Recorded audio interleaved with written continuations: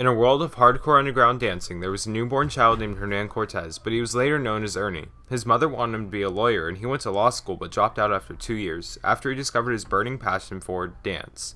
After he quit law school, he started to practice every day so he could go to Santo Domingo to B-Boy Diego V's professional dance school, so he could go to the new dance world of Aztecana.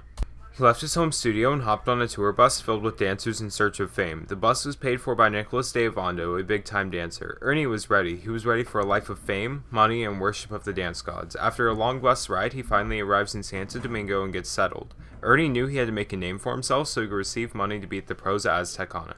Diego V's dance studio, Ernie was to leave Santo Domingo on a sponsored trip to dominate the dancers in Aztecana. Ernie is surprised that Diego V himself sponsors him. After Ernie had left, Diego realized that Ernie was not as trustworthy as he thought. He sent him to capture him. Ernie heard and snuck off anyways. 1 year later, Ernie arrives in territory near the Yucatan Peninsula. He started earning rights for his clan to teach dance in the area, which was controlled by Charles V. Ernie realized that his dance crew was starting to become rusty and unskilled. He's traveled to Cuba to recruit a highly skilled team of dancers so he could gain more territory for Charles. His crew's name is Queso Grande. Grande made alliances with the native dance crews who were opposers of the dominant force Aztecana and began a 3-month-long journey to take over the main dance hall Tenochtitlan. When he arrived, Ernie was surprised as he received luxurious gifts from Montezuma, the head of the Aztecana Empire. Montezuma received a prophecy that a fair-skinned dance god was to arrive in the near future. They believed Ernie was the god spoken of in the prophecy, leading them to give Ernie and the crew gifts. Ernie was smart. He knew that if he tricked Monty into a fake dance battle and kidnapped him, that he could rule Tenochtitlan through him. As Ernie rules, he learns that Diego V has come to capture him and his crew. He goes to a massive dance-off and wins surprisingly. He knew that by now he had surpassed his former sponsor, considering that he had a mad yeet.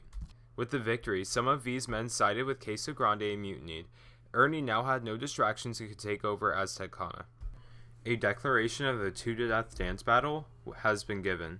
Hours and hours went by until the final battle between Ernie and Montezuma happened. Montezuma started first. He showed off a new move called the Nene.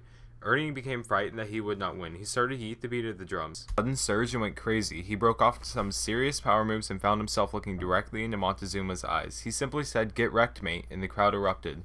Ernie has won, and it has led to 200,000 Aztecana dance career losses. Only 450 Spaniards' careers were lost from the battle. Ernie decided to take measures into his own hands and completely obliterate, tear down, and level the main dance hall. From this, he constructed a new dance hall called Queso Grande Studios. He only built buildings dedicated to his original Spanish customs.